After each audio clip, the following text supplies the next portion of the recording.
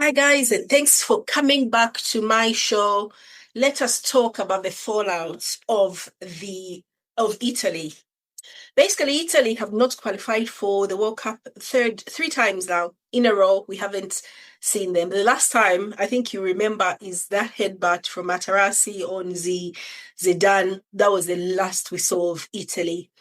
And there's been so much talk, to be honest, which even I have tried to sort of, things that go through your head about, oh, everyone complaining about their lack of diversity and the Italians basically making fun of the French squad being maybe too unfrench, too African looking.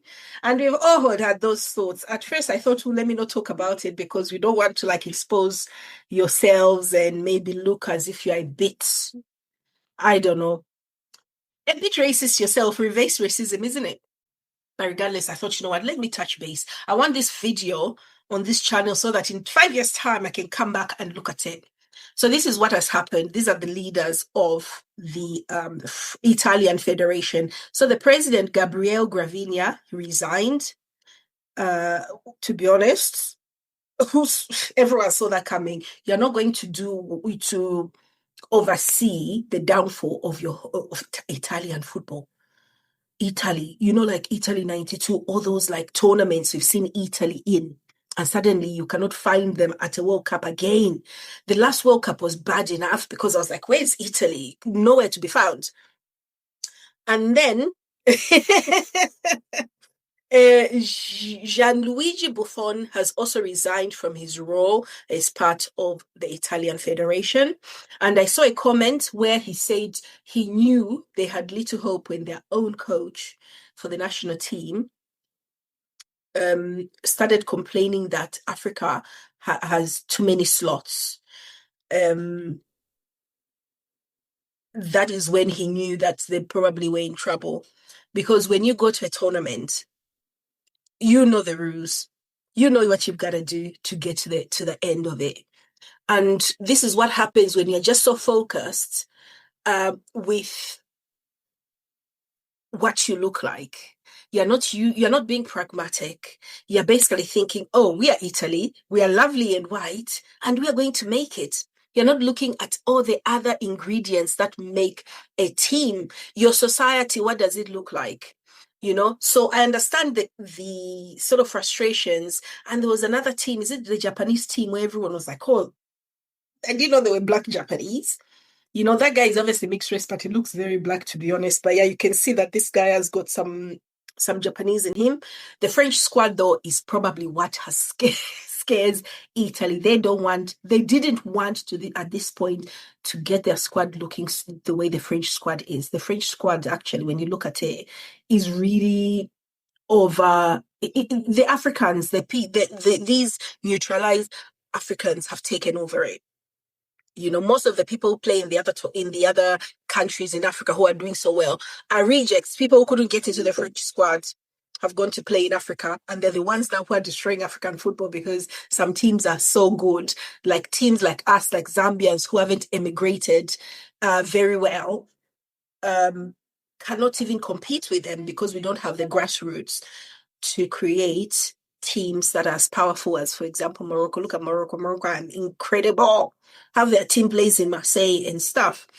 So when you look at the makeup as well, in my opinion, if you look at the makeup of the Italian League One, League Two, whatever they're called, not League One, Serie A, when you look at the makeup, they're some of the best players in that league. Let me see their Serie A team, because I'm just discussing today. I haven't scripted this, by the way, guys.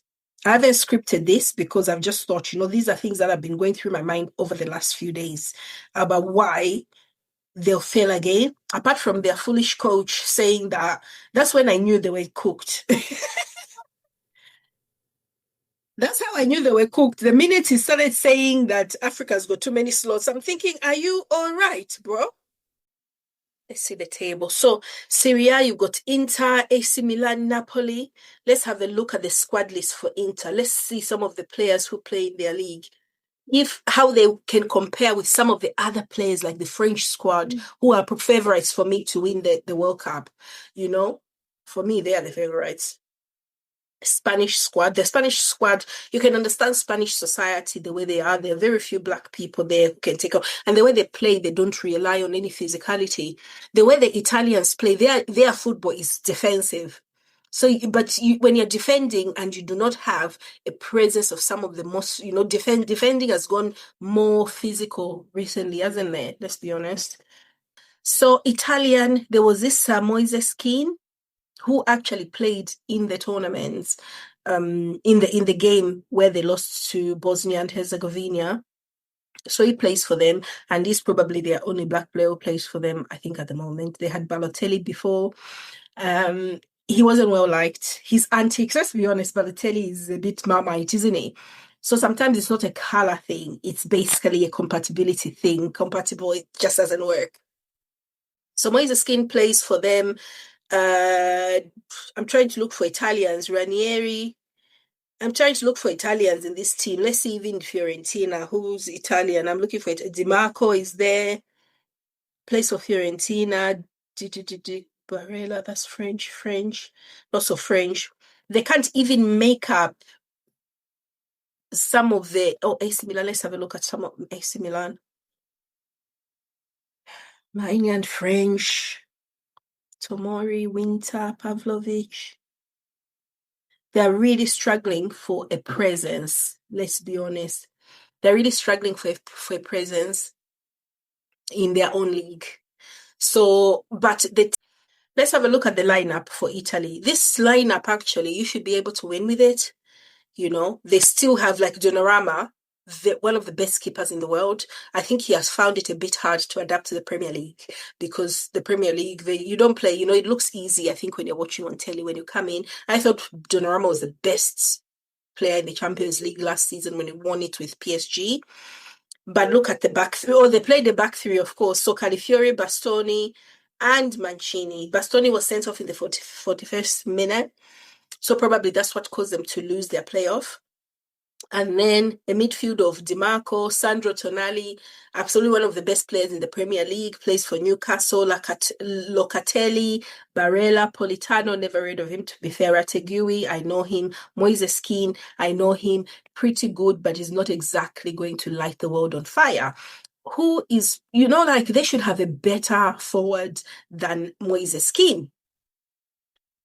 They should have a better forward than Moises Kean as Italy, so they're not grooming right. He played okay. He was in the Premier League a few years ago. Was he at Everton? He was okay. He's not exactly like the highest profile centre forward in the world. So I think they should definitely be doing more in terms of like grooming players for their because they're going to miss out again. The people are evolving. A lot of these teams, we laugh at France and their color. It's very, very African. Accents, but they've got Mbappe playing up front, one of the best attackers in the world, and you are playing around with Moises Kean, and then you come and say Africa's got too many slots. What do you want us to do? What do you want us to do? Because even Congo have got a better striker than you have. Morocco have got better strikers than you have, Italy.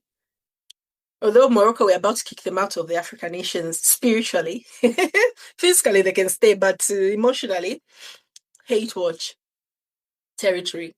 They have really started, trying to mess up with us. But they've got a better strike force than you do, better attack than you do.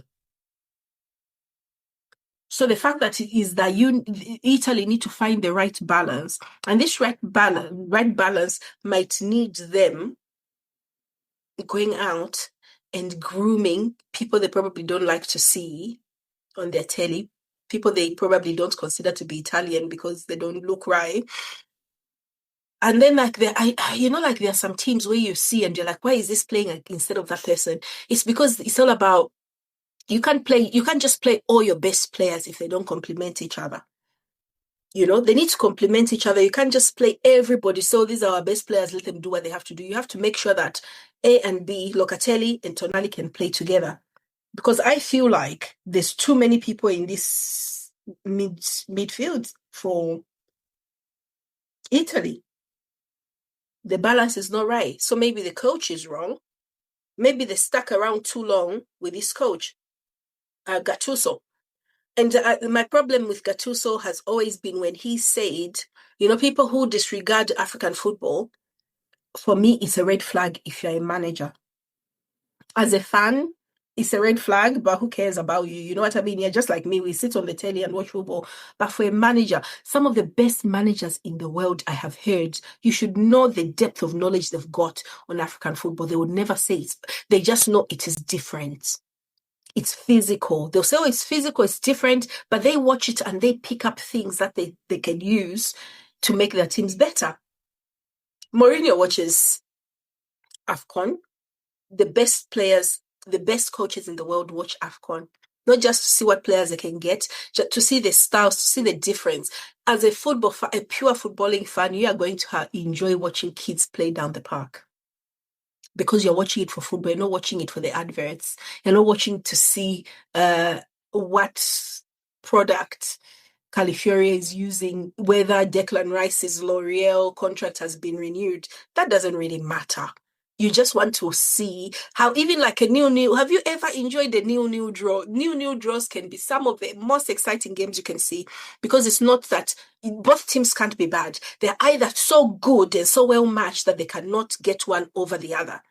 And you're going to enjoy that. You're going to go, oh, it's so boring. There were no goals. You're watching for highlights. And this is what I keep saying. Highlights of destroyed football. You watch the African Nations Cup and it's a tight 1-0 and you're like, oh, because there was only one goal. Do you see some of the things that happen in midfield, some of the craziness, some of the madness that happens? It's because I'm sorry to say you don't watch football for the right reasons. You want to be able to discuss with your little friends who have no clue about what happens on the field. You need to love football for what it is. You cannot be watching football just to see for your goals on target. Oh yeah, if you bet, yeah, I can bet where they've got all shots on target and stuff. If you watch football like that, you're going to, probably that's how Gattuso says, oh, African teams, there's too many slots for them. There's 54 African nations, and we have got now 9 places. We earned the 10th place. The other place could have gone to the Caribbean country, but they fluffed their lines the other day. And Europe have got 16 places.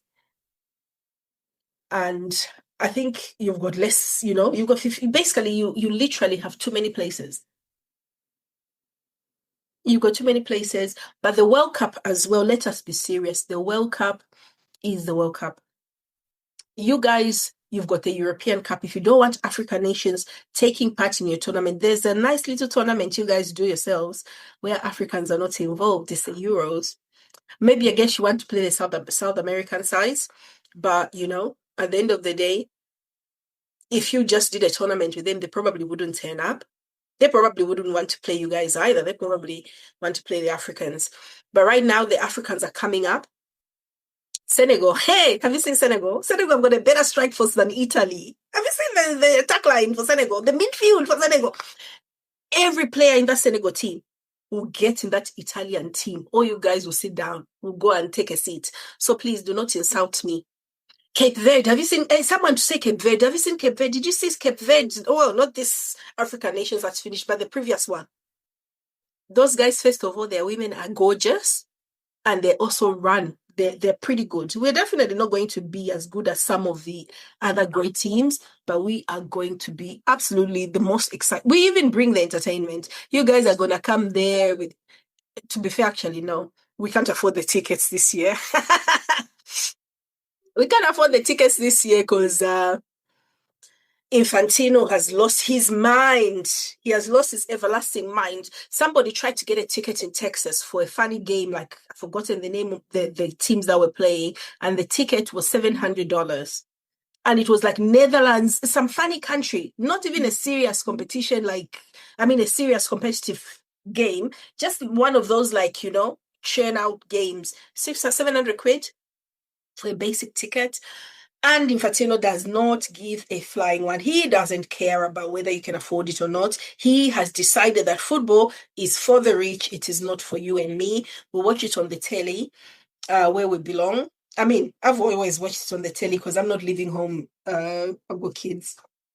I'd love to go to a World Cup, but not this one. And I'm hoping by the time the next World Cup comes around and God blesses me with long life, he is not in charge, because we, after this debacle, I think FIFA will have no choice but to rein back their bid to become what they are not, and which is like a money-making machine and influence. I mean, imagine giving a FIFA Peace Prize. What is that all about? And now we've got a warmongering country hosting the World Cup.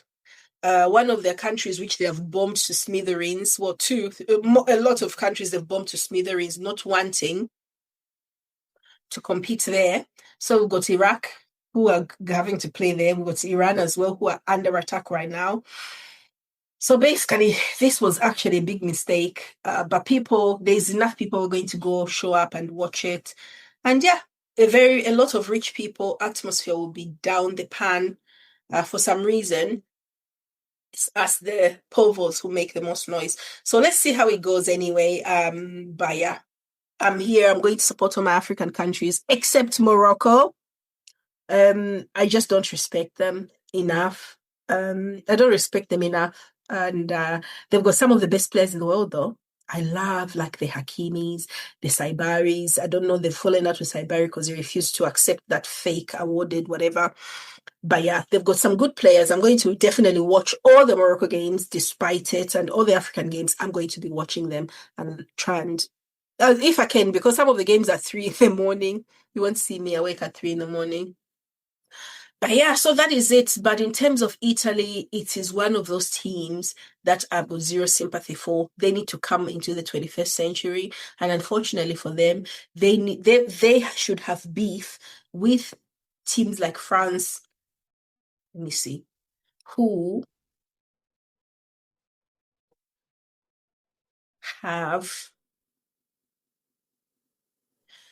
teams like France, who best team in the world right now, in my opinion, who have absorbed all the best talents in their country. So when you go to Italy, they're picking people because of how they look, not the skills that they've got.